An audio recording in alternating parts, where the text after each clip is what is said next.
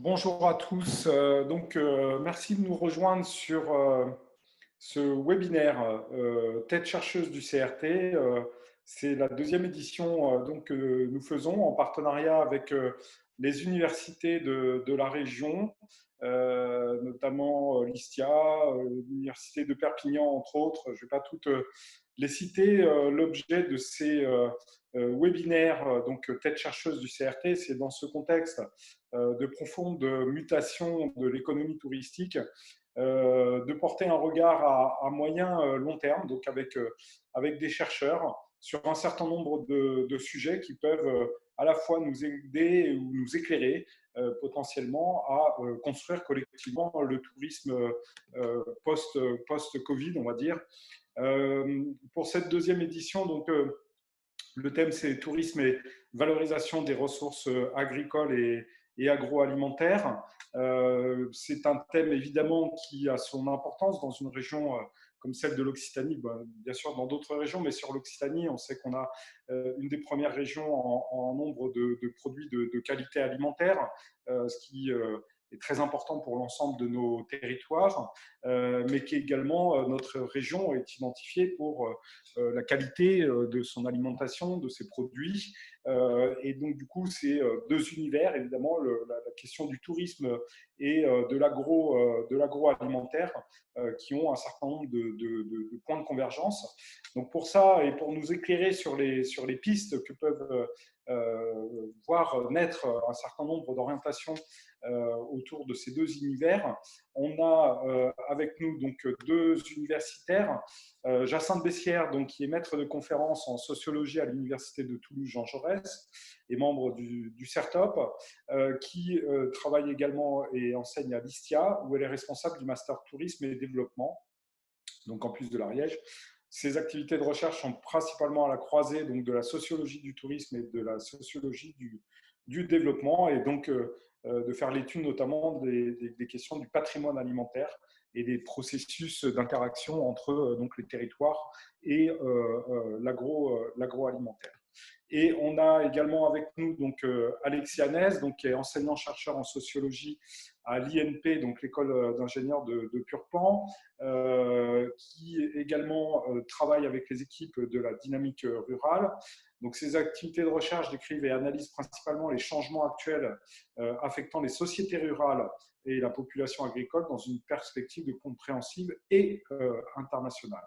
Donc là aussi, cette question de l'interaction entre un territoire, ses habitants potentiellement, et donc évidemment la dimension de ses visiteurs de ces territoires. Alors, pour suivre ce webinaire, vous avez eu la possibilité de poser des questions et des réponses qui vous seront données via le petit espace en bas à droite Q et R. Donc, tous les intervenants là pourront voir vos questions. On y répondra au fur et à mesure. Vous êtes un certain nombre à être présents et merci d'avance. Je me présente, j'aurais peut-être dû commencer par ça. Donc, Christophe Goudmarie, directeur du pôle partenariat et performance collective au sein du comité régional du tourisme d'Occitanie, qui évidemment s'étend sur l'ensemble de notre territoire. Donc, merci à tous de participer à ces webinaires. Et donc, pour commencer, je vais passer la parole à Jacinthe Bessières pour introduire nos réflexions et nos débats autour d'un sujet éminemment important, parce que la question, encore une fois, de l'agroalimentaire dans notre région, mais bien évidemment ailleurs, et parfois qui pose des questions ce qu'on appelle parfois le tourisme durable, est un enjeu relativement fort. Donc voilà, je passe la parole à Jacinthe. Merci Christophe, merci beaucoup. Alors d'abord, je voudrais remercier chaleureusement le CRT d'organiser ces webinaires qui nous permettent de réfléchir tous ensemble à cette fameuse transition touristique que nous sommes peut-être que nous allons essayer de penser, que nous essayons tous d'interroger un petit peu.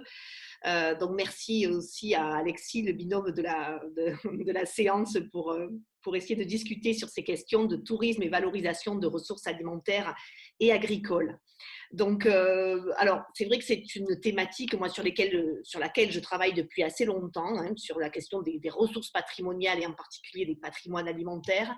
au service du tourisme, au service des territoires, et notamment en Occitanie, puisque j'ai beaucoup travaillé sur le sud-ouest dans mes recherches. Donc, j'essaye de voir effectivement depuis longtemps comment ces patrimoines alimentaires-là, et bien que nous possédons, peuvent avoir des effets sur le développement local de nos territoires ruraux. Et c'est vrai que la crise que nous vivons actuellement et la crise que vit le tourisme aujourd'hui va réactiver et renforce effectivement tous ces questionnements que nous nous posons déjà depuis bon nombre d'années à l'ISTIA et avec d'autres collègues. Donc c'est vrai, l'idée c'est de voir finalement aujourd'hui et dans mes recherches aussi comment et en quoi la ressource alimentaire de nos territoires, en quoi peut-elle devenir un levier, un moteur pour réinventer et construire finalement de nouvelles formes de tourisme, peut-être plus alternatives, peut-être plus en dehors des sentiers battus, moins conformes à un type de tourisme que l'on avait plus traditionnellement, je dirais, l'habitude d'opérer ou de développer en France et dans le monde. Donc finalement, dans quelle mesure notre alimentation, notre héritage alimentaire, dans ses spécificités culturelles, territoriales, géographiques, parce que même en région Occitanie, on a réellement de nombreuses spécificités alimentaires et agricoles, comment cet héritage peut devenir un moteur de dynamisation, un formidable levier, un formidable moteur de dynamisation, voire un catalyseur d'expériences touristiques qui vont en même temps répondre à une demande qui, on le sent, et ce qui est de plus en plus attesté, je crois, une demande de plus en plus en quête de vérité, de racines, on le sent bien, de vérité alimentaire. Alors, par conséquent, moi j'aurais envie de vous parler de deux points aujourd'hui. Bon, plutôt partir sur deux pistes, même s'il y en aurait de multiples, bien sûr. Mais alors déjà, vous parlez peut-être de l'expérience alimentaire en vacances, voir ce que c'est que manger en vacances aujourd'hui, parce qu'on a fait quelques études là-dessus, et voir comment l'alimentation aujourd'hui revêt une véritable expérience pour le mangeur, pour le touriste qui visitent nos territoires. Et ensuite, je vous parlerai un petit peu plus de ce que cette patrimonialisation, parce qu'on peut parler ainsi, cette valorisation agroalimentaire peut engendrer comme effet sur le développement de nos territoires, tant du point de vue économique que du point de vue socioculturel. Alors, pour commencer, je voulais juste vous faire part d'une étude que l'on avait faite en 2012, c'est ça, avec des collègues enseignants-chercheurs à l'ISTIA et au CERTOP, donc notre laboratoire de travail et de recherche. On a travaillé en ex-Occitanie, donc nous étions en Midi-Pyrénées de notre côté à l'époque, et on avait fait une enquête, mené une enquête sur la place de l'alimentation en vacances en Midi-Pyrénées. C'est-à-dire, en gros, quelle était la place, la fonction alimentaire en vacances et finalement la fonction aussi, les interactions pouvant exister entre alimentation et séjour touristique. Et on avait posé la question, quelles étaient vos motivations de voyage et quelles étaient vos motivations pour venir en Occitanie, donc en l'occurrence à l'époque en Midi-Pyrénées. Et il se trouve que la découverte des spécialités locales arrivait en troisième position des motivations de vacances, autour de 19% à peu près, derrière l'attrait pour les paysages qui représentait à peu près 55%, et derrière le patrimoine culturel qui était autour de 26%. Et là, je parle plutôt du patrimoine bâti architectural. Donc, on sent bien que la gastronomie fait partie des motivations de vacances, là, en l'occurrence, en troisième position, mais elle arrive malgré tout comme un critère clé, je crois, malgré tout, qui intervient dans le bon déroulement des vacances. Ensuite, on avait aussi travaillé pour un petit peu caractériser ce touriste mangeur, puisque on l'a ainsi caractérisé. On avait travaillé sur la place et le rôle que pouvait jouer cette alimentation dans le séjour. Et là, on avait deux scénarios possibles. On avait, pour certains touristes, une alimentation finalement qui ne représentait que peu de choses. En gros, une dimension peut-être périphérique, secondaire en vacances, où en gros, on mange pour se nourrir en vacances. Évidemment, un touriste a besoin de manger 3 fois par jour, comme tout le monde, pour des raisons évidentes de survie et d'équilibre. Et donc là, effectivement, ça représentait une part de touristes, et en l'occurrence, par exemple, les pèlerins de Saint-Jacques-de-Compostelle, mangent parce qu'il faut manger, mais ils ne sont pas là uniquement pour la gastronomie, ils sont là pour d'autres performances spirituelles, sportives ou autres. Ce qui nous avait davantage intéressé, c'était dans un autre scénario que nous avions vraiment plutôt là développé, une alimentation qui apparaissait réellement comme un moteur dans la découverte du territoire, une alimentation que l'on avait notée de rupture, où là, la nourriture faisait vraiment une partie intégrante de la découverte, où on a autour de l'alimentation une expérience qui se crée, une expérience mémorable qui intervient réellement dans la réussite et dans la qualité du voyage. Et là, on sent bien qu'il y a une découverte alimentaire qui parfois est centrale dans certains séjours. Et notamment, je pense à l'Occitanie, où on a des produits emblématiques extrêmement forts, extrêmement attractifs, qui pour beaucoup de touristes sont quasiment des aimants hein, et des attractivités incontournables. Donc là, on avait travaillé là-dessus. Et puis, là, je vais vous faire un partage d'écran sur ce que nous avions là aussi soulevé. C'est 3 profils. C'est bon, ouais, je pense que c'est bon. 3 profils de touristes mangeurs, c'est-à-dire que nous avions essayé d'analyser un petit peu pour vraiment comprendre justement la place de l'alimentation chez ce touriste. Et là, on a été un petit peu plus loin et on a vu que manger local ou manger l'alimentation du territoire, c'était aussi pour certains un vecteur de découverte de soi. On sentait bien qu'en mangeant local, et on s'aperçoit aussi de cela, je pense, à travers nos propres expériences alimentaires, manger local, c'est aussi une initiation, un apprentissage, un retour un petit peu sur soi, où en se confrontant à l'autre, on comprend et on discerne davantage les limites de sa propre culture alimentaire, comme un petit peu un parcours initiatique, un pèlerinage où on convertit son goût, où on essaye, où on tente, où on teste de nouveaux goûts, de nouvelles expériences culinaires ou dégustatives. L'alimentation est aussi, et là je crois que j'ai mis une photo en conséquence, un vrai vecteur de découverte de l'autre en vacances. Les marchés locaux, les marchés de producteurs de pays en attestent, autour de ces produits achetés, souvent symboliques, et bien se tissent des liens, du dialogue, des liens sociaux assez prégnants. On sent bien que l'on discute sur les recettes, sur l'origine, sur la manière de cultiver, sur les savoirs, sur les savoir-faire. Et ces marchés, par exemple, ce n'est qu'un exemple, mais il se passe les mêmes choses, par exemple, dans des fermes-auberges ou dans des restaurants ou dans des boutiques de produits fermiers, sont des véritables lieux de sociabilité. Et puis, une alimentation est aussi un vecteur de découverte des lieux et des territoires visités. Manger un aligot sur l'Aubrac est évidemment inextricable du plateau de l'Aubrac. On sent bien qu'en mangeant un produit, eh bien, c'est le lien au terroir qui est opéré, qui est fait. Et beaucoup de touristes nous ont parlé de cette fameuse traçabilité, du lien à l'origine. Et évidemment, la préoccupation pour ces touristes-là est de manger local et de s'approvisionner local. Alors, un autre point sur lequel je voulais un petit peu parler aujourd'hui, c'est forcément tout ce que je vous raconte là, quel est l'impact sur ces territoires d'accueil. Donc, quel est l'impact du tourisme gastronomique sur les territoires d'accueil aujourd'hui? Les impacts peuvent être multiples et là, ce schéma vous montre un petit peu en quoi les cultures alimentaires héritées de nos territoires peuvent être de formidables leviers de développement et de redynamisation de nos territoires, tant du point de vue économique que du point de vue socio-culturel. Alors, du point de vue économique, on sent bien que valoriser les patrimoines alimentaires territoriaux, c'est aussi donner un coup de pouce au secteur de la production agricole, c'est aussi accompagner l'artisanat, les métiers de bouche, les petites et moyennes entreprises agroalimentaires. Il y a de véritables opportunités d'innovation et d'expérimentation, je crois, un petit peu là-dessus.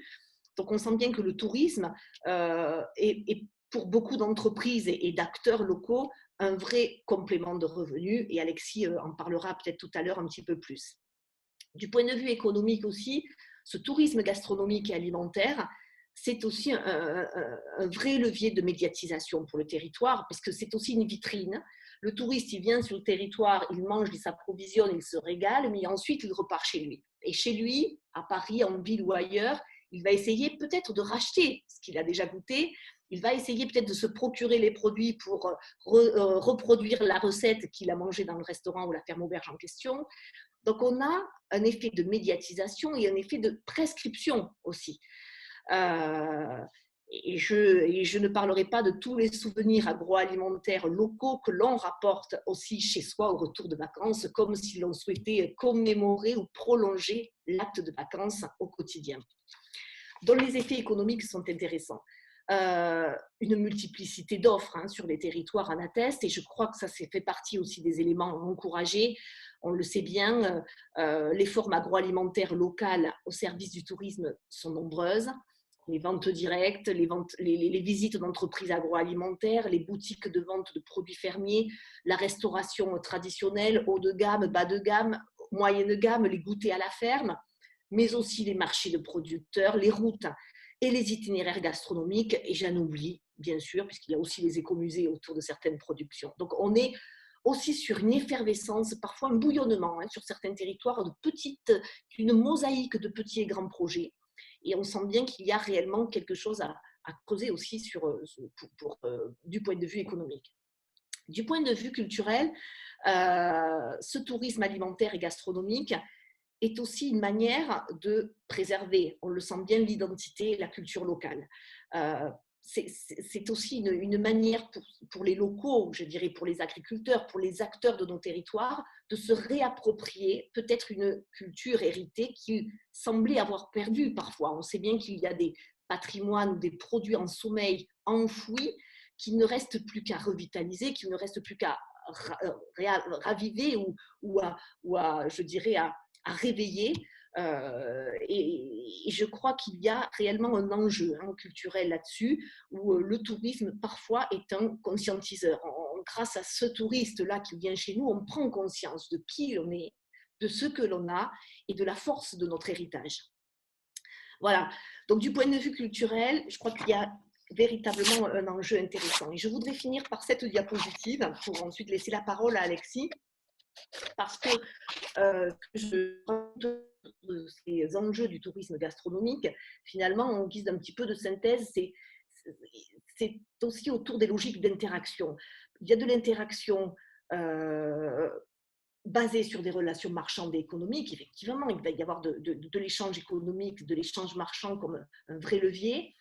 De l'interaction, j'en ai parlé, culturelle et sociale, où c'est véritablement la découverte de l'autre et de sa culture alimentaire qui est mise en avant, mais aussi voilà, des interactions basées sur une vraie recherche de sociabilité entre des populations qui se rencontrent et qui ont souvent des cultures un petit peu différentes, une culture urbaine, une culture rurale, une culture paysanne et une culture, je dirais là aussi, urbaine ou plus industrielle.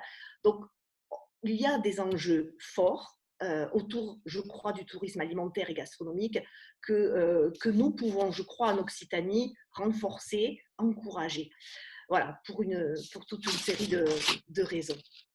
Voilà, j'en terminerai là et bien sûr, je reste à la disposition des internautes pour débattre et répondre à d'autres questions. Merci Jacinthe pour cette première présentation qui pose un petit peu le cadre et que va compléter Alexis avec d'autres approches, mais sur le cadre des enjeux entre la question touristique et la question alimentaire.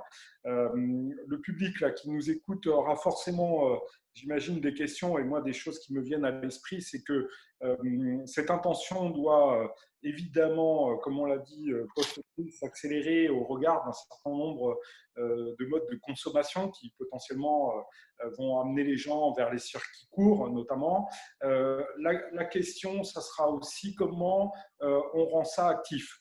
Et on y reviendra certainement à travers la question des participants.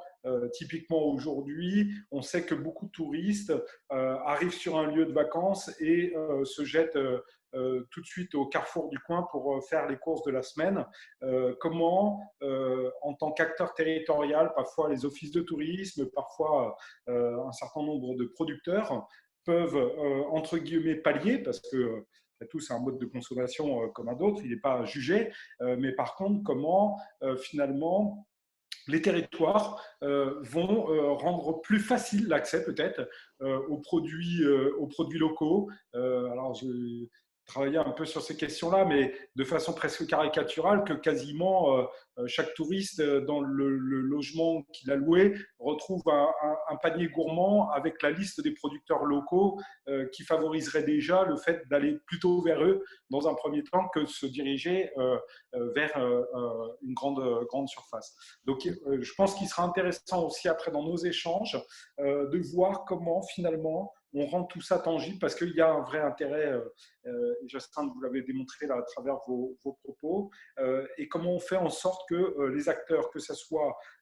office de tourisme ou d'autres acteurs qui sont en capacité de jouer ces interactions, peuvent mobiliser à la fois les producteurs, à la fois potentiellement les habitants, parce qu'il y a quelque part derrière, vous l'avez esquissé sur l'aspect culturel, une dimension de fierté des produits qui peuvent être fabriqués sur son propre territoire, et donc du coup de voir de façon opérationnelle comment on peut aller de l'avant par rapport à ça. C'était juste une petite parenthèse pour continuer à alimenter nos réflexions sur lesquelles il y aura des échanges après l'intervention d'Alexis, et donc je laisse la parole à Alexis. Eh bien, merci. Donc, bonjour, bonjour à toutes et à tous. Alors, oui, moi, effectivement, par rapport à mon profil, je ne viens pas de la sociologie du tourisme. C'est pas un champ disciplinaire dans lequel mes travaux se situent. Donc, moi, je viens plus de la sociologie rurale et de la sociologie de l'agriculture. Mais c'est au travers de cette sociologie et de cette étude de la population agricole et des changements qui affectent aujourd'hui la population agricole et nouvelles activités que je suis entré dans les questions touristiques et puis bien sûr plus particulièrement dans les questions agri-touristiques. Et peut-être moi de façon globale, hein, pour resituer le travail ou les questions qui m'intéressent quand j'étudie l'agritourisme. Je regarde certes, alors c'est un peu pour faire écho à ce qu'a dit Jacinthe, comment est-ce que l'agritourisme, alors va pas redynamiser un territoire, mais enfin, pourquoi pas, mais en tout cas moi je m'intéresse plus à comment est-ce que ça va permettre de pérenniser une activité agricole, comment ça va pouvoir permettre de créer de nouveaux débouchés, mais également comment est-ce que ça va permettre de faire évoluer, de faire changer les normes et les normes socioculturelles au sein des exploitations agricoles. Donc, pour cette présentation courte, hein, donc je vais peut-être juste vous donner quelques éléments des éléments contextuels sur l'agritourisme. Et ensuite, je reviendrai sur quelques enjeux, des enjeux sociaux que soulève l'agritourisme, qui correspondent à des travaux de recherche sur lesquels je travaille et enfin, sur lesquels Jacinthe et moi avons travaillé et travaillons encore aujourd'hui. Alors, peut-être juste pour mettre les choses au clair, hein, quand on parle d'agritourisme aujourd'hui en France, on est à 12% des exploitations agricoles qui ont une activité qui est dite para-agricole. Donc, quand on dit para-agricole, c'est-à-dire qu'il n'est pas que sur de la production agricole, qui va être sur de la transformation, de l'accueil touristique. Et parmi ces exploitations para-agricoles, au niveau du nombre, on est à 450 000 exploitations agricoles en France métropolitaine à peu près. Donc, ça veut dire qu'on est entre 10 et 15 000 exploitations agricoles en France qui pratiquent l'agritourisme. Finalement, qu'est-ce que c'est l'agritourisme et qu'est-ce qu'on entend et qu'est-ce qu'on interroge, nous, sur l'agritourisme? C'est cette notion de prestation, d'accueil sur l'exploitation agricole avec hébergement. Donc, on peut avoir un gîte, une chambre d'hôte, restauration, table d'hôte, auberge à la ferme, et puis loisirs également avec visite de l'exploitation. Ça peut être aussi promenade sur cette exploitation, plusieurs des activités qui sont plus des activités type ludique. Alors, il y a beaucoup c'est peut-être pas l'objectif ici, mais il y a beaucoup en fait de questionnements de la part des chercheurs sur finalement l'agritourisme, qu'est-ce que c'est, puis selon quels sont les enjeux de cet agritourisme, et autour de la définition de la notion et du terme. Quand on réfléchit justement à l'agritourisme, est-ce que ça va produire au sein des exploitations? En fait, la façon dont on le définit et les différentes formes que vont prendre l'agritourisme vont avoir des conséquences sur ces enjeux. Donc, par exemple, en fonction du type de prestation, on va avoir différents types de contacts avec les exploitants agricoles, les contacts directs, les contacts indirects. On peut avoir aussi différents types d'expériences vécues. On peut avoir une expérience qui est une véritable mise en scène, où on est reçu par les exploitants, par exemple, avec une visite de l'exploitation qui est vraiment pensée, construite pour le touriste. Ou alors, on peut avoir une activité qui va être, entre guillemets, plus authentique, où on est là pour se fondre un peu sur l'exploitation et observer son fonctionnement tel qu'il est. Et puis, on peut avoir aussi des activités qui vont être uniquement tournées vers le ludique, ou au contraire des activités qui sont des activités éducatives, qui sont là pour éduquer, faire penser, faire réfléchir le consommateur. Donc, on a cet ensemble d'activités. Et puis après, quand on continue, nous, à essayer de réfléchir, et quand on réfléchit, nous, à l'agritourisme, on peut le voir de différentes façons. Et encore une fois, c'est important de le concevoir et de le conceptualiser comme ça, parce qu'ensuite, les enjeux vont être les mêmes. Donc, ça peut être une stratégie d'entreprise, tout simplement, l'agritourisme. C'est-à-dire que ça peut être des exploitants agricoles qui décident à un moment donné de trouver, de générer des activités qui vont permettre de créer de la trésorerie, par exemple, une trésorerie qui va rentrer facilement. Donc, c'est une stratégie d'entreprise qui rentre un petit peu dans ce qu'on appelle, nous, aujourd'hui, la multifonctionnalité de l'agriculture, en se disant qu'on n'est plus seulement sur une agriculture qui produit des biens alimentaires, mais qui peut aussi produire des services. Et donc, les agriculteurs s'inscrivent dans cette production de services et offrent des services. Là, on commence à voir que ce n'est pas anodin, justement, et c'est ce que nous montrent, nous, les travaux que nous allons réaliser quand on s'intéresse aux exploitants qui mettent en place ce type d'activité. C'est que j'ai bien dit qu'on mettait en place une activité de service et plus seulement de production. Donc, ça va entraîner des enjeux autour du rapport au métier, de la façon d'appréhender le métier, d'appréhender le quotidien. Et ce n'est pas exactement la même chose dans une activité de production ou d'être dans une activité d'accueil. Et donc, ce n'est pas anodin parce que ça peut constituer un frein parfois pour certains exploitants agricoles et exploitantes agricoles pour s'engager dans ce type d'activité. Et ensuite, je vous ai écrit également, c'est une forme d'interaction sociale. Ça, Jacinthe en a parlé justement en fin de présentation, c'est-à-dire que nous, l'agritourisme, on le voit comme un moment d'échange entre une population agricole et une population non agricole. Et en tant qu'interaction sociale, alors là, je ne suis pas là pour faire de la théorie, mais à partir du moment où on dit qu'il y a une interaction sociale, une rencontre d'individus, et ces individus s'influencent mutuellement. Et donc, cette interaction, cette rencontre, cet échange qui va avoir lieu sur une zone définie, va produire du sens et va peut-être produire aussi des pratiques.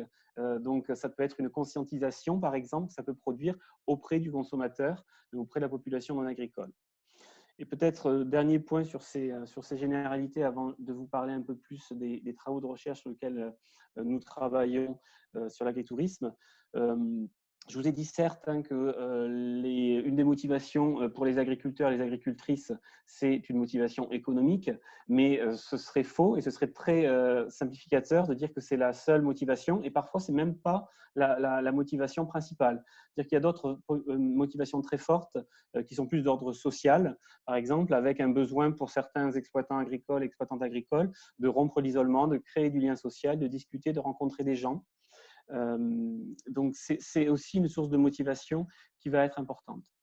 Alors, je voulais, moi, donc quand on me demande de participer à ce webinaire, de mentionner quelques enjeux autour de l'agritourisme et des enjeux qui correspondent aux travaux de recherche que moi je développe depuis maintenant quelques années. Alors, il y a un premier ensemble de travaux sur lesquels je travaille depuis une dizaine d'années maintenant et qui sont les travaux qui m'ont justement permis de rentrer dans la question touristique en agriculture. C'est la question de la place des femmes dans le milieu agricole. Donc ça, ce sont des travaux que je développe avec des collègues américains, avec des collègues aux États-Unis, où on s'est intéressé, nous, à cette population émergente qui est de plus en plus importante en milieu agricole, c'est les femmes. Et en fait, quand on s'intéresse à cette population, les agricultrices, on se rend compte qu'elles sont très souvent impliquées dans des activités de valorisation et d'activités de type agritouristique. Donc l'agritourisme, c'est une activité qui est très féminisée. Et donc, nous, on s'est demandé pourquoi c'était comme ça. Et puis finalement, alors là, je vous ai mis quelques images. J'espère que du coup, vous arrivez à les voir. Et en fait, finalement, ce qu'on observe, ce qu'on se rend compte, nous, c'est que l'agritourisme repose sur des compétences qui sont construites par la socialisation comme étant féminine. Donc, l'agritourisme, qu'est-ce que c'est? C'est de l'accueil, on reçoit, on sert, on nourrit, on explique, on éduque. Donc, on est sur des compétences hautement féminines qui peuvent expliquer cette féminisation et surtout l'entrée pour les femmes dans le milieu agricole ou dans la profession agricole, qui est un milieu qui est assez masculin et un milieu où les femmes, quand on discute avec elles, les agricultrices peuvent dire qu'elles ont du mal à se sentir légitimes, à se trouver une place. Et l'agritourisme leur donne un moyen finalement de valoriser des compétences qu'elles ont pu acquérir par la socialisation et de leur donner une valeur économique. Ça, c'est aussi intéressant parce que, au travers de ces activités-là, elles contribuent elles aussi à renouveler la profession agricole et à montrer que la profession agricole, ce n'est pas seulement aujourd'hui de la production, ça peut être aussi ces éléments d'accueil. Alors, petit élément là, mais je ne vais pas passer vite parce que je pense que l'autre projet de recherche vous intéressera un petit peu plus par rapport du coup, au profil que je perçois dans les personnes qui sont présentes ici. Juste pour dire que nous, ce qu'on remarque, c'est oui, c'est bien parce que ça donne une place pour les femmes en agriculture, mais en jouant aussi beaucoup sur des compétences dites féminines, ça peut aussi renforcer des assignations traditionnelles de genre et ça peut aussi enfermer les femmes dans certains types d'activités. Donc, voilà pour un premier type d'enjeu autour de la reconnaissance professionnelle pour les agricultrices. Et le deuxième type d'enjeu, qui peut-être un enjeu qui répond un peu plus et qui est un peu plus en écho avec ce qu'a pu mentionner Jacinthe, c'est un enjeu de mise en dialogue entre population agricole et non agricole. Alors, Jacinthe a très bien, je ne vais pas revenir dessus, mais on a aujourd'hui une véritable distance sociale qui s'instaure entre la population agricole et non agricole. On a plusieurs échos, on entend alors de la part de la population agricole qui va dire le phénomène d'agribashing qui sont incompris, etc. Et après, bon, si on regarde les chiffres aussi, on sait qu'aujourd'hui, c'est 80% de la population qui vit en milieu urbain. Et puis même dans un milieu rural aujourd'hui, donc même dans l'espace de travail des agriculteurs, les agriculteurs sont une minorité. Donc on a un manque d'interconnaissance, d'interconnexion entre population agricole et non agricole. Et donc, il en résulte qu'on a un décalage entre finalement la perception que vont avoir les gens, que va avoir la population en général de ce qu'est l'agriculture et de ce qu'est réellement cette agriculture. Donc, nous, l'enjeu, et ça, c'est plus des travaux de recherche que nous développons avec Jacinthe depuis quelques années maintenant. En fait, avec Jacinthe, on s'intéresse à la capacité que va avoir l'agritourisme à essayer de nouer du dialogue entre population agricole et non agricole. Et on va se demander dans quelle mesure l'agritourisme va permettre de dépasser un peu l'image d'Épinal de l'agriculture et d'aller au-delà de la simple folklorisation, simplification, pour montrer une image plus réelle de ce qu'est, enfin en tout cas plus réelle. Sur la question de la réalité, elle est complexe à définir, mais en tout cas une image qui va refléter la complexité des enjeux de l'agriculture aujourd'hui. Et donc, j'ai déjà dépassé mon temps d'1 minute, mais je vais juste terminer là-dessus pour vous dire que justement, ces questions de recherche que nous développons avec Jacinthe, nous le faisons en ce moment dans un programme de recherche qui s'appelle le programme de recherche Touralim, donc qui a démarré en 2018 et qui s'arrêtera en 2021, où nous interrogeons en Occitanie un ensemble d'activités agritouristiques et nous essayons de comprendre, dans le cadre de ces activités agritouristiques, qu'est-ce qui se passe, qu'est-ce qui est mis en scène, qu'est-ce que les agriculteurs et qu'est-ce que les agricultrices proposent aux touristes mangeurs éventuellement, pour reprendre certains termes qu'a employé Jacinthe, et qu'est-ce qu'ils montrent de l'agriculture.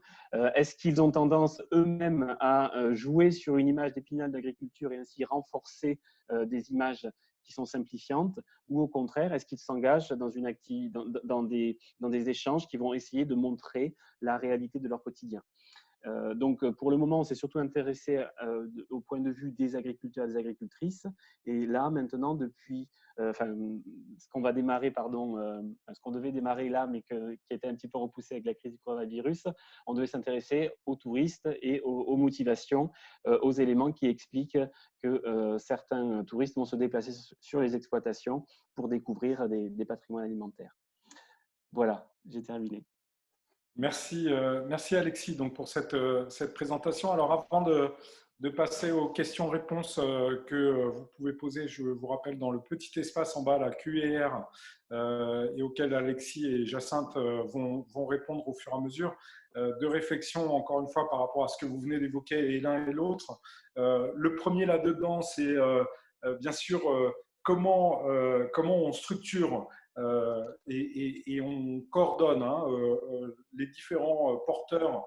Vous l'avez dit, Alexis, que ce soit par rapport à la commercialisation ou par rapport à l'aspect de faire venir sur la ferme directement ou sur les exploitations des personnes. Donc là, il y a une question de prise de conscience.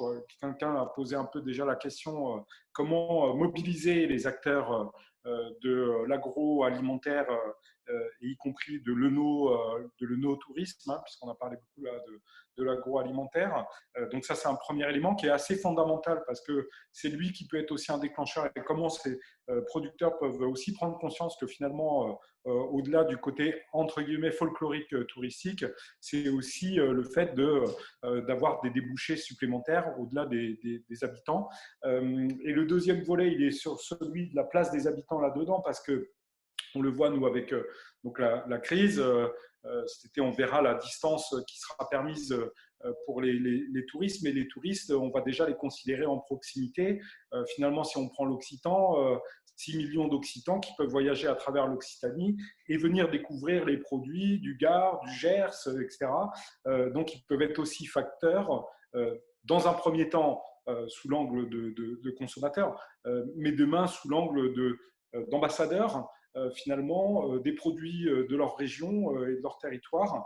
Et donc, quelle est la place aussi qu'on peut leur accorder là-dedans? Et j'ai juste pour finir un exemple qui me vient à l'esprit, un reportage que je crois que c'est sur Arte, où finalement des jeunes étudiants-chercheurs en agroalimentaire avaient décidé non pas de se lancer dans des laboratoires ou autres, mais de créer et de récupérer des terres, je crois, dans le centre de la France, dans un territoire qui n'était absolument pas très touristique au départ, et qui finalement, au bout d'un moment, de par leur production, les habitants venaient consommer leurs produits à cet endroit-là. Ils avaient créé un petit marché. Puis, de fil en aiguille, ça avait créé de l'activité. Donc, le vendredi soir, ils ouvraient une sorte de petit bar dans lequel ça a recréé de la convivialité sur le territoire.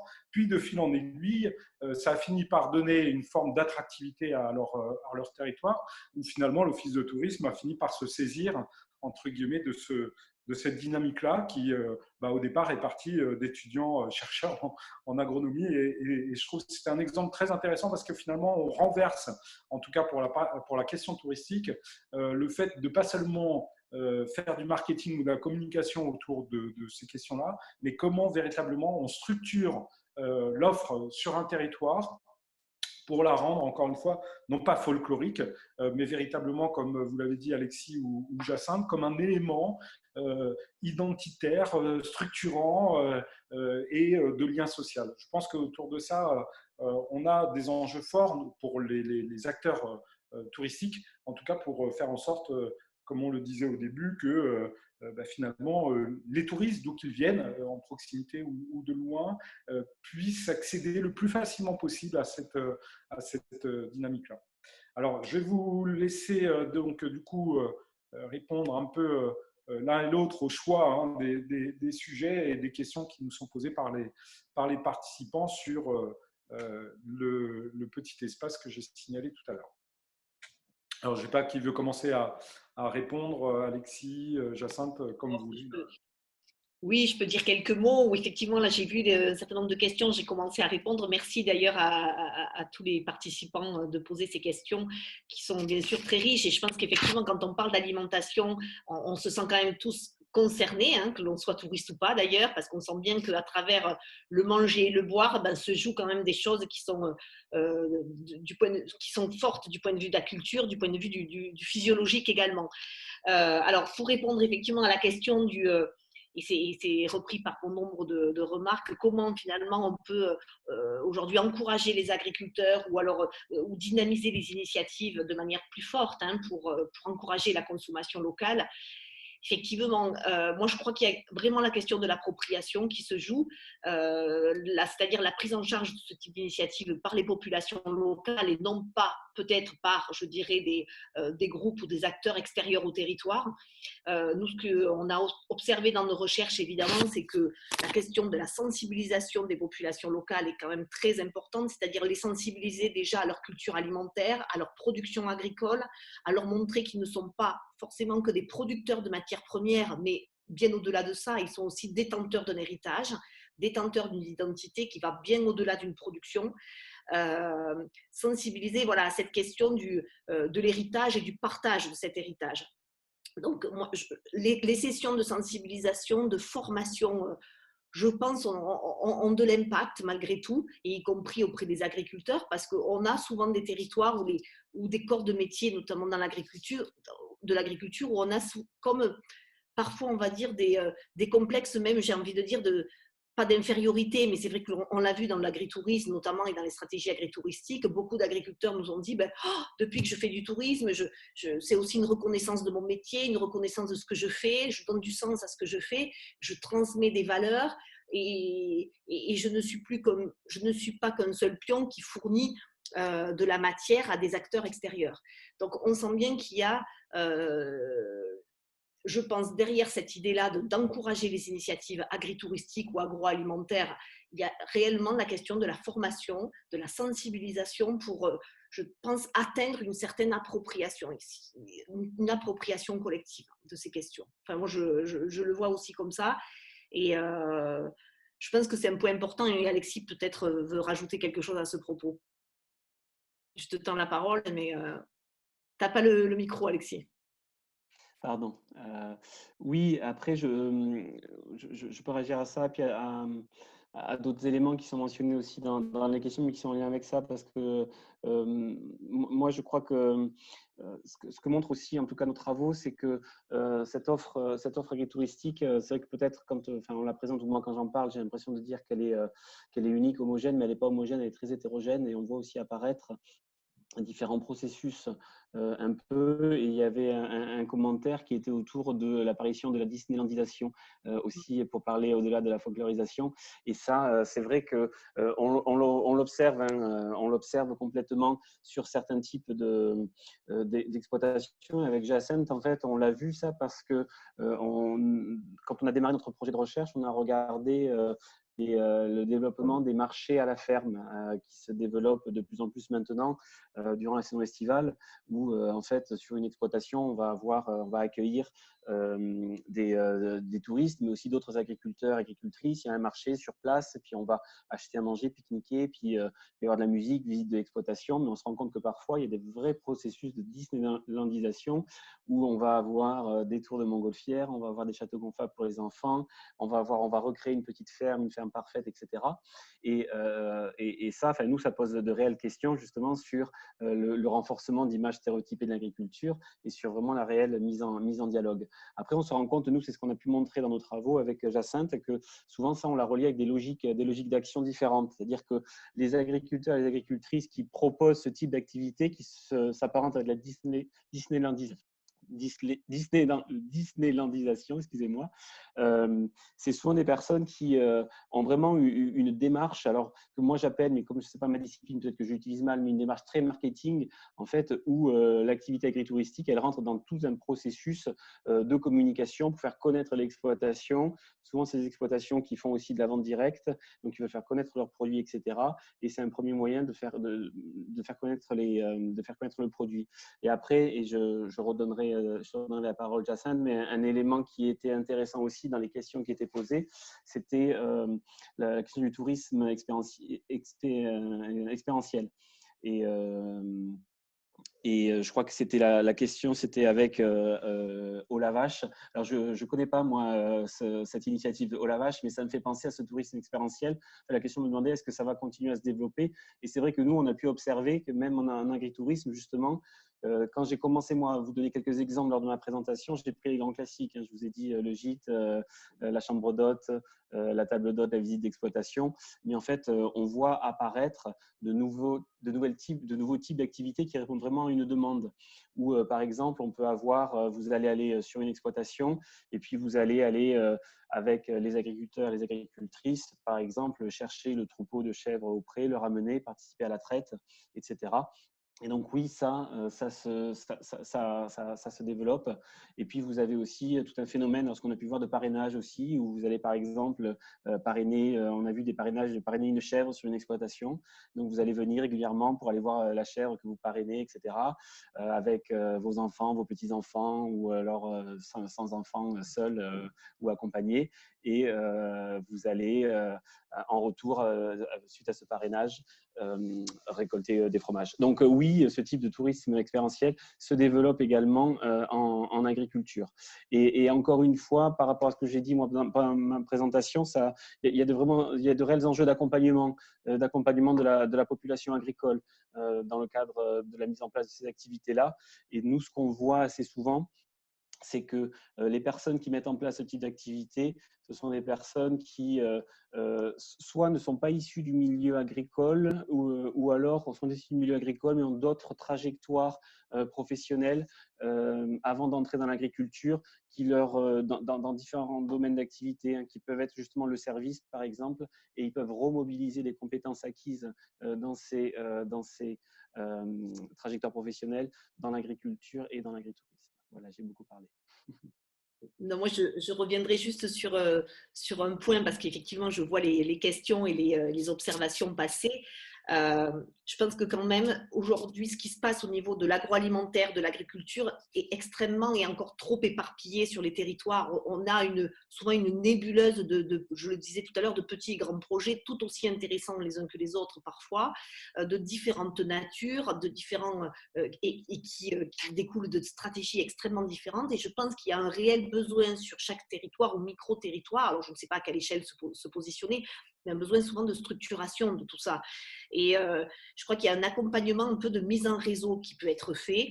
Alors, je ne sais pas si c'est aux offices de tourisme ou à d'autres acteurs de le prendre en charge, mais faire en sorte que se connaissent à la fois les maillons de la production avec les maillons de la transformation et les maillons, je dirais, de la distribution, déjà sur un même territoire. Parfois, on a des restaurateurs qui ne savent même pas que sur leur territoire, il pourrait y avoir une production de tel fromage ou de telle salade ou de tel légumes ou de telle autre confiture ou miel. Donc, il va s'approvisionner, par exemple, à des centaines de kilomètres de là.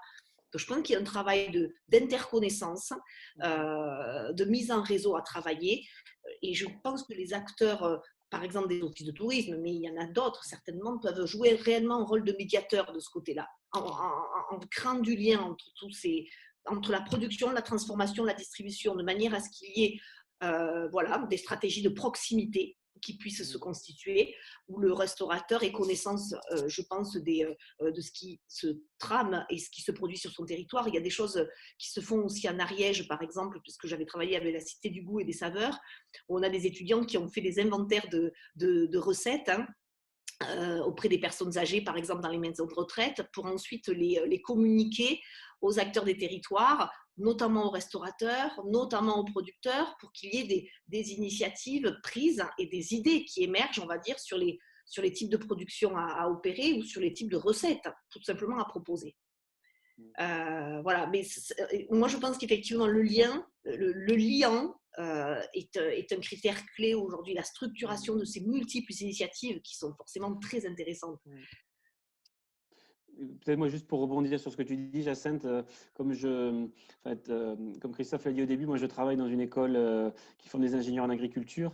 Donc on travaille beaucoup avec des professionnels et en fait on a beaucoup de projets, on se rend compte sur des projets de développement d'initiatives comme ça alimentaires de différents territoires, et en fait on voit venir différents professionnels à nous pour les aider pour les accompagner au travers de projets étudiants par exemple, et en fait on se rend compte, nous on réalise parfois qu'on a des professionnels d'une même zone géographique qui peuvent être la chambre d'agriculture ou alors qui peut être la communauté des communes ou qui peut être un office du tourisme qui viennent vers nous pour le même type de questionnement, mais en fait se sont pas forcément questionnés entre eux, et donc c'est vrai que ça nous on le voit complètement, le fait qu'il existe énormément d'initiatives qui ont l'air, en fait, qui sont finalement éparpillées, qu'il n'y a pas forcément de lien entre ces différentes initiatives. Donc, voilà, c'était juste pour partager en fait cette expérience qu'on a aussi, qu'on peut voir nous au travers des demandes qu'on va avoir. On voit qu'il n'y a pas forcément de discussion horizontale.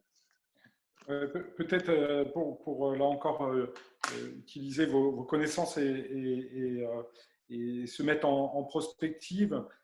Finalement, vous insistez l'un et l'autre, et on le perçoit un petit peu à travers les questions, sur le fait que oui, il y a un lien évident d'attractivité, on va l'appeler comme ça, et d'identification au territoire. Jacinthe, vous avez évoqué, ou Alexis, il me semble, la question du patrimoine, finalement, on visite des lieux patrimoniaux assez facilement, et d'ailleurs sur les sites touristiques, on les retrouve en première page, la cathédrale d'Albi, le pont du Gard, etc. Enfin, je ne vais pas tous les citer, sinon on va m'en vouloir dans la région. Mais on valorise assez facilement ça. Sur un site touristique, ce patrimoine matériel, on va dire. Le patrimoine gastronomique un peu moins, c'est moins courant, parce que peut-être ce que vous avez évoqué, il y a moins cette interaction entre les différents acteurs qui constituent le territoire. C'est évidemment beaucoup plus éparse et moins concentré qu'un patrimoine matériel. Et donc finalement, si j'entends un peu ce que vous dites, la priorité serait de structurer ça. C'est-à-dire qu'au-delà même d'abord d'envisager de la communication, j'ai vu aussi une question qui a été posée si le CRT allait engager des travaux là, en la matière. Donc, juste petite parenthèse, on a mis en place depuis 1 an et demi des différentes commissions qui sont pilotées par des acteurs extérieurs au CRT sur tout un tas de thématiques, le thermalisme, enfance, jeunesse, etc. On a une commission Eno-Agri qui est pilotée par le président de la Chambre d'agriculture et Monsieur Paul Fabre, le représentant de l'Institut des vins du Sud-Ouest.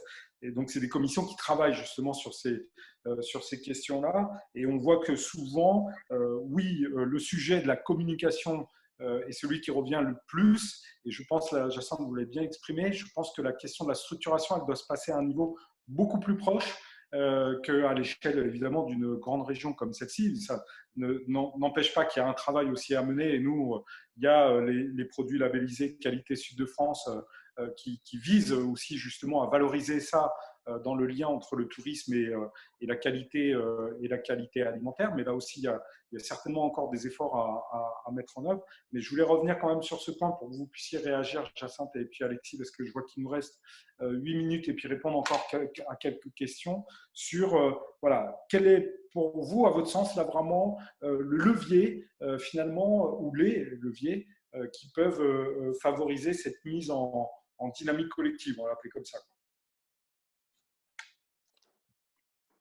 Alexis ? Compris, Jacinthe. Les leviers pour favoriser une dynamique collective, bon, alors évidemment, on a parlé de l'échelon local, ce que vous disiez à l'instant. Je pense qu'à petite échelle, peut-être travailler, bien sûr, sur ces mises en réseau et sur cette interconnaissance et sur la communication entre, on va dire, les individus, les structures, production, transformation. Et dans la transformation, je mets les restaurateurs, je mets les métiers de bouche, etc., et les distributeurs. Mais je pense qu'il y a aussi un autre niveau, donc qui peut être au niveau départemental, au niveau régional, au niveau institutionnel, où là, il s'agit aussi de mettre en dialogue les politiques locales, mettre en dialogue les politiques de l'agriculture avec les politiques du tourisme, les politiques territoriales au sens large. On a trop souvent, je pense, considéré que le tourisme était un secteur et qu'il se suffisait à lui-même. Là, je pense que l'idée, c'est véritablement de l'associer à d'autres secteurs. C'est justement là tout l'enjeu de cette fameuse territorialisation du tourisme, où il faut aussi faire dialoguer les acteurs institutionnels qui seraient autant issus des chambres d'agriculture avec ceux, je dirais, des CDT, des ADT. C'est bien la mise en relation du tourisme avec l'artisanat, avec l'agriculture, avec l'agroalimentaire, avec l'industrie, enfin, avec même les coopératives ou le paysage d'une certaine façon, qui fait que l'approche territoriale peut là être envisagée et que là, on parlera véritablement de développement territorialisé. Donc, il y a l'échelon local, effectivement, avec des logiques de proximité qui sont très précieuses parce que c'est aussi dans la mise en confiance des acteurs qu'on peut trouver des offres touristiques, je dirais, alors j'aime pas le mot authentique parce que je n'aime pas trop ce terme-là parce qu'il veut dire un peu tout et n'importe quoi, mais des offres touristiques, je dirais, adossées à l'identité et à la culture du territoire, mais on a forcément besoin de forces un petit peu exogènes, de forces un petit peu extérieures et institutionnelles qui arrivent à dialoguer ensemble. Et je dirais que voilà, la structuration locale ne pourra se faire, me semble-t-il, qu'avec un accompagnement aussi, j'allais dire, institutionnel, plus politique peut-être, ou en termes de mise en dialogue des politiques sectorielles, qui jusque-là étaient assez cloisonnées finalement. Comment mettre en dialogue, par exemple, les politiques agricoles et les politiques touristiques ? Voilà, ça c'est bien sûr, moi je pense qu'il y a un levier de ce côté-là pour essayer de jouer à différentes échelles. C'est-à-dire qu'il y a des effets extérieurs qui viennent forcément, qui sont nécessaires à l'accompagnement local. Et peut-être aussi un autre point, moi, sur lequel on n'a pas du tout parlé, sur lequel je crois que c'est important d'insister, c'est que moi, je parle de patrimoine alimentaire, on est bien d'accord, on ne parle pas de passé forcément, hein. On n'est pas dans les sabots, on n'est pas dans le, on n'est pas dans le figé, on est véritablement là dans des actions dynamisantes. Donc, on parle d'innovation en permanence, on est dans quelque chose d'extrêmement expérimental aussi. Et je trouve que tous nos terroirs, nous d'Occitanie, sont des véritables, je dirais, berceaux d'expérimentation au niveau agroalimentaire. C'est-à-dire qu'on a tout à inventer quelque part à partir de recettes, de produits hérités, d'ingrédients, de produits, d'aliments. Eh bien, il y a des innovations possibles et l'accompagnement doit aussi se faire autour, je trouve, des initiatives innovantes, c'est-à-dire savoir inventer, savoir renouveler. Ce n'est pas parce qu'on parle de patrimoine alimentaire qu'on doit absolument reproduire tout ce qui a déjà été fait. Donc, c'est aussi inventer de nouvelles, pourquoi pas, manières de produire, de nouvelles manières de distribuer, de commercialiser et de nouveaux réseaux peut-être d'action. Donc, c'est aussi peut-être briser la glace entre des secteurs qui jusque-là ne se connaissaient pas. Merci Jacinthe. Peut-être Alexis en deux, trois mots, puisqu'on s'approche de la fin. Oui. Après, moi, je vais pas répéter ce qu'a dit Jacinthe, parce que Jacinthe le dit beaucoup mieux que moi, parce qu'elle est beaucoup plus compétente que moi sur ces questions-là. Mais après, juste peut-être pour revenir sur ce qu'elle a dit, elle a tout à fait raison quand elle parle d'innovation. Et quand on parlait tout à l'heure de tourisme expérientiel, justement, au niveau de l'agritourisme, c'est des choses qui sont importantes. Et après, moi, je pensais justement, dans le cadre d'autres travaux de recherche qu'on mène à l'école d'ingénieurs de Purpan, on s'intéresse justement aujourd'hui à ces initiatives de la part des agriculteurs et des agricultrices qui essaient justement d'innover, de créer de nouvelles, de créer peut-être de nouveaux patrimoines alimentaires. Là, je pense à un travail qu'on réalise avec une association en Quercy qui essaie de redévelopper la production de plantes à parfum aromatique et médicinal et qui essaie de recréer une dynamique autour de ça. Et la question qu'on se pose justement alors, sur cette structuration de cette filière-là, mais sur d'autres, ça va être les conditions de pérennisation de ces filières et comment est-ce qu'on fait, comment est-ce qu'on accompagne ces initiatives locales pour qu'elles puissent alors se pérenniser elles-mêmes et puis aussi pour qu'on puisse les comprendre et pour que ça puisse être diffusé à d'autres initiatives. Donc voilà, je rejoins juste complètement Jacinthe quand elle dit qu'on ne parle pas effectivement nécessairement de passer quelque chose de figé, mais on est bien sur des éléments évolutifs et des éléments d'innovation. Oui, merci Alexis. Il y a un petit sondage là qui vous a été proposé pendant que Alexis était en train de parler, donc vous pouvez voter là-dessus. Juste avant de donner en un mot après la conclusion donc à Jacinthe et Alexis, finalement, ce que vous dites, et on l'a vu d'ailleurs, y compris à travers le site que la région Occitanie a mis en place pendant le confinement, où elle a référencé tous les producteurs ou autres sur lesquels les gens avaient tout simplement une carte de géolocalisation et pouvaient aller chercher ici ou là à proximité chez qui chercher des produits. Cette carte a eu un succès fou parce que beaucoup de producteurs se sont mis là-dessus. Évidemment, c'était un moyen de passer le cap de la crise et du confinement. Mais au-delà de ça, et vous l'avez évoqué encore une fois, et là du coup en un mot, pour vous, c'est véritablement, et je ne devrais presque pas le dire comme ça en tant que comité régional du tourisme, mais si on veut commencer à structurer ces questions-là, finalement, il ne faut peut-être pas commencer à s'intéresser au tourisme. Il faut commencer à s'intéresser au territoire, et puis par cercle concentrique, ça va créer de toute façon une certaine attractivité qui sera entendue. Enfin, je pense à la Toscane, par exemple, avec le solo tourisme qui, maintenant, en quelques années, est devenu quasiment une référence à la matière. Donc en deux mots pour là, enfin en un mot chacun, parce qu'il reste une minute. Pour vous, par quoi il faut commencer, en gros? Alors, bon, je vais commencer.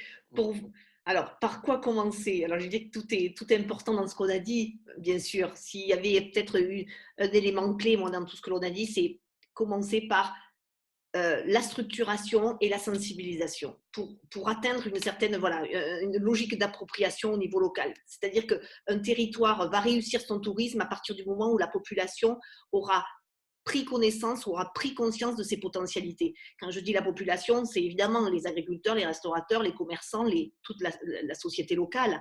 Et je pense qu'une des premières étapes et un des premiers fondements, c'est ce travail-là de structuration, de sensibilisation, d'appropriation pour pour faire lever un sentiment d'attachement à ce que l'on a et à ce que l'on est. Et une fois ceci, je pense, acquis, je pense que l'action sera plus simple, la stratégie serait plus simple et évidemment, le tourisme gagnera en cohérence. Mais donc, moi, je pense que le travail de structuration et de mise en réseau est capital à l'échelle locale, en dialogue, bien sûr, avec les acteurs extérieurs, comme j'ai pu le dire tout à l'heure. Ok, merci Jacinthe. Alexis? Moi, ce que je dirais, donc moi, encore une fois, je parle de la perspective de l'agritourisme, donc de la population agricole, et pour moi, je rejoins Jacinthe, besoin effectivement de structuration, d'accompagnement, mais moi, peut-être des questions aussi sur le fond, et sur le fond de ce service qui est proposé, de cette expérience qui est proposée, avec un besoin d'une réelle réflexion sur qu'est-ce qu'on donne à voir aux touristes. Et je crois que, alors là, hein, c'est pas le chercheur qui parle, hein, c'est que je me mouille personnellement, c'est je ne crois pas que la solution soit vers des initiatives de type de Disneylandisation ou folklorisation. Je ne crois pas que si on cherche vraiment à rentrer en dialogue avec les personnes et si on cherche à s'intégrer dans un développement durable, on ne peut pas passer par une simplification. Donc, effectivement, on a quand même besoin de penser la simplification puisqu'on est sur une offre touristique qui va être réduite. Et je crois que c'est vraiment important d'accompagner la population agricole sur une réflexion sur le fond de ce qu'on propose et comment est-ce qu'on peut arriver à montrer, dans la mesure du possible, la réalité, la complexité de l'agriculture aujourd'hui pour ne pas se reposer sur une image passéiste. Merci, merci Alexis. Alors, on va vous partager donc les résultats du sondage avant de conclure. Donc, pour 29%, oui, la gastronomie locale est un critère de choix pour la destination, pour 13% non, et pour 58% en partie. C'est intéressant, ça donne quand même quelques indications sur la place que peut avoir la gastronomie locale, bien sûr, suivant les territoires, suivant leur disparité. Évidemment, tout le monde n'a pas la même offre forcément sur son territoire. Écoutez, merci beaucoup Alexis et Jacinthe pour votre contribution, votre participation à un sujet, on le voit bien, éminemment important et qui certainement dans les mois et les années à venir va prendre d'autant plus de place que on vient de dire, ce qu'on vient de traverser nous a ramené aussi vers le local et la proximité. Comment on crée des passerelles vers le plus lointain pour valoriser aussi tout ça et que ça soit compréhensible. Ce sera des enjeux qui s'offrent à nous maintenant, acteurs du tourisme, chercheurs et autres, et comme vous le disiez, de structurer l'ensemble de ces éléments à suivre dans les semaines et les mois à venir. Merci beaucoup à vous en tout cas, et puis merci à tous les participants également qui étaient présents donc pour ce webinaire. Comme je le disais, vous pourrez les retrouver en replay sur notre site et on partagera les présentations donc de Alexis et de Jacinthe, de telle sorte que vous pouvez continuer à réfléchir et travailler sur ces sujets ô combien, encore une fois, ô combien importants. Merci à tous en tout cas, et puis bonne continuation et bonne journée. Merci beaucoup. Au revoir. Merci. Au revoir.